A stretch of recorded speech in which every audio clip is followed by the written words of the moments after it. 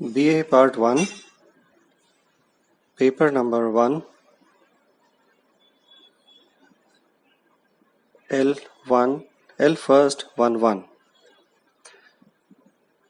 हम लोक प्रशासन के अंदर BA पार्ट फर्स्ट के सिलेबस के अनुसार हम समझना शुरू करेंगे कि लोक प्रशासन क्या होता है। पेपर नंबर 1 के अंदर हमें लोक प्रशासन का अर्थ, उसकी परिभाषाएं, उसके अलग अलग दृष्टिकोण,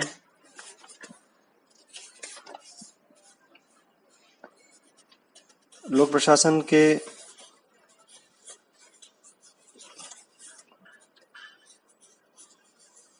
प्रकृति, क्षेत्र, लोक प्रशासन की परिस्थिति या लोक प्रशासन के अन्य सामाजिक विज्ञानों के साथ संबंध कैसे हैं, जैसे राजनीतिक विज्ञान के साथ संबंध, विधि के साथ संबंध, अर्थशास्त्र के साथ संबंध, इतिहास, मनोविज्ञान, नीति शास्त्र, समाजशास्त्र, भूगोल तथा प्रबंध के साथ संबंध। इस तरह की बातें हम ये समझने की कोशिश करेंगे कि लोक प्रशासन क्या चीज होती है। लोक प्रशासन की उत्पत्ति थ्योरी में, परिभाषाओं में कहां से हुई, इसका उद्देश्य क्या होता है, लोक प्रशासन क्यों डेवलप हुआ, इसका विकास क्यों हुआ, कैसे हुआ, हम ये सब समझने की कोशिश करेंगे।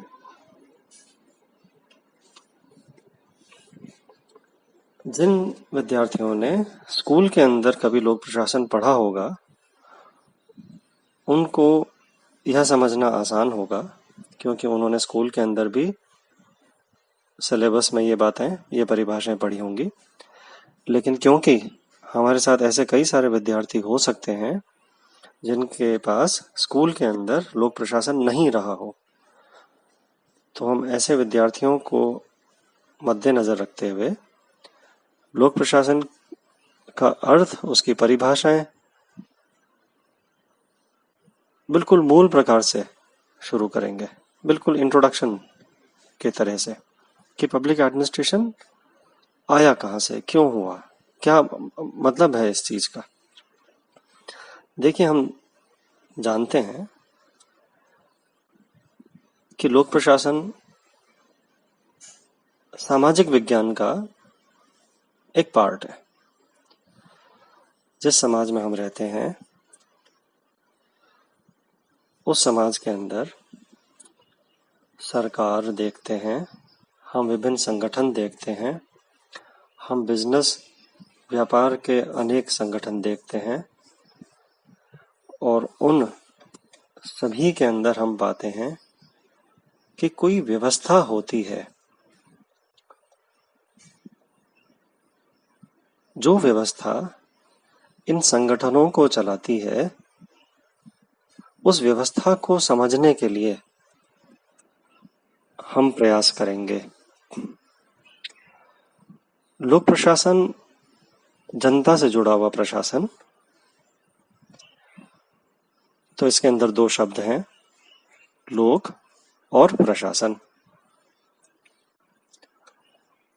हम सबसे पहले यह समझने की कोशिश करें कि ये जो वर्ड है लोक और प्रशासन, लोक प्लस प्रशासन, इसमें लोक का अर्थ है जनता से संबंधित। जनता कौन? आम जनता, नागरिक। देश में जो रहने वाले नागरिक हैं, जो समाज के घटक हैं,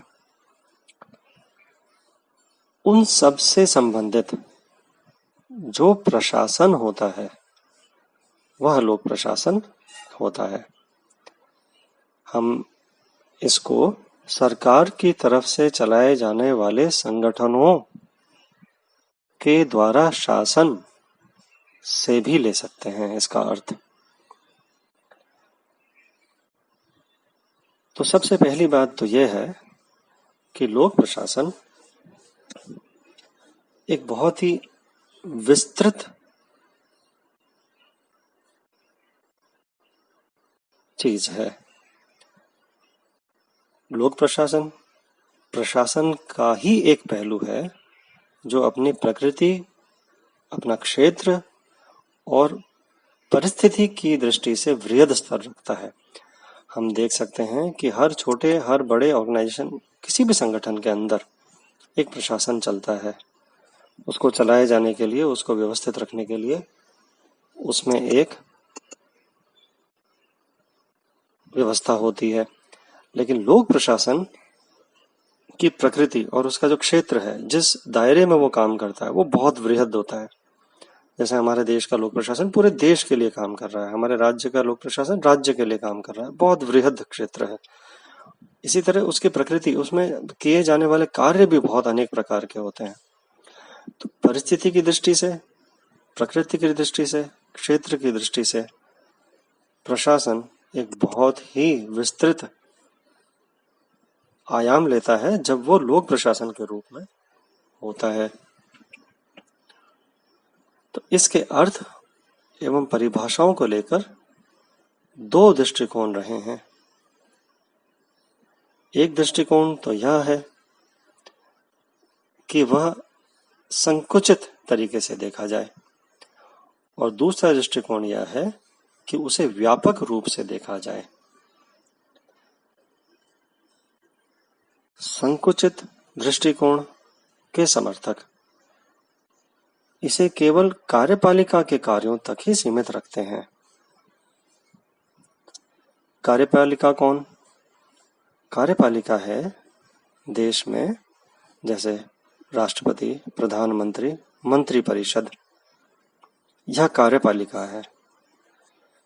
तो यदि हम लोक प्रशासन को इनके कार्यों और इनके नजरिए से देखेंगे तो यह एक संकुचित दृष्टिकोण माना जाता है।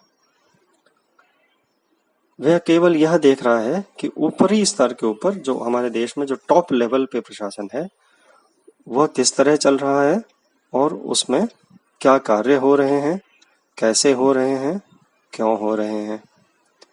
यह संकुचित दृष्टिकोण है।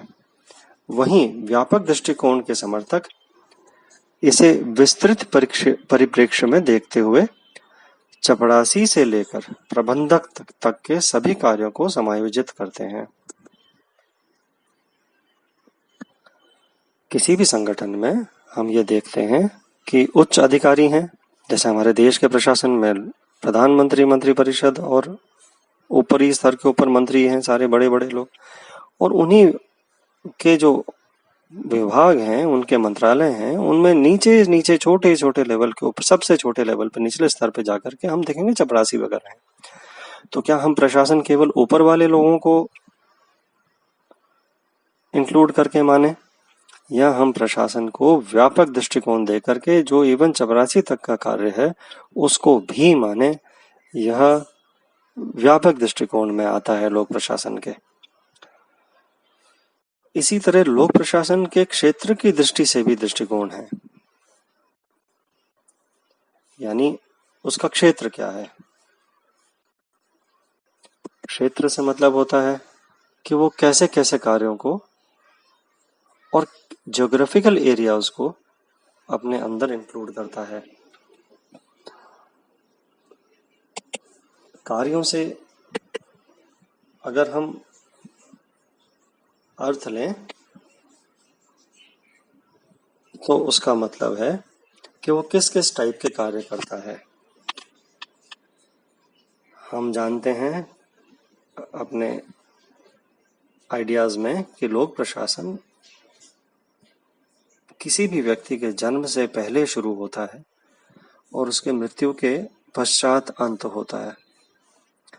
तो उसके इतने अनेक सारे कार्य हैं कि बहुत ही व्यापक तरीके से वो काम करता है, वृहद तरीके से काम करता है।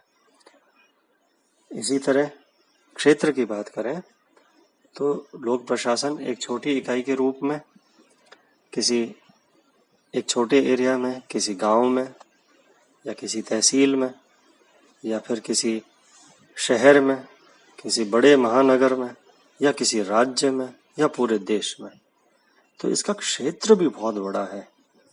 कोई संगठन जब बिजनेस संगठन होता है या कोई निजी संगठन होता है तो वो इतना व्यापक रूप से काम नहीं कर रहा होता है, हो सकता है, लेकिन लोक प्रशासन का क्षेत्र बहुत ही विस्तृत होता है। इस तरह हम देखते हैं कि लोक प्रशासन की प्रकृति, उसका क्षेत्र और उसकी परिस्थिति बहुत वृहद होती है। इसीलिए लोक प्रशासन को समझने के लिए हमें पहले प्रशासन को समझना होगा कि लोक प्रशासन को जो चलाता है और जो हर संगठन, हर दूसरे संगठन, निजी संगठनों को भी चलाता है, वो है प्रशासन। तो हम प्रशासन को समझेंगे और फिर हम लोक प्रशासन की चर्चा पे वापस आएंगे।